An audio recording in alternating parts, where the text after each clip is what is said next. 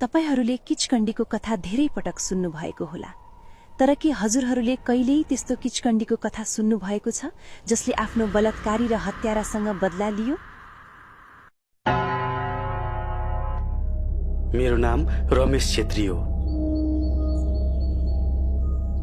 म भक्तपुरदेखि हुँ र यो कुरा 2017 को जब म क्लास 10 मा पढ्थे। त्यो समयमा गहिरो मित्रता हुन्थ्यो।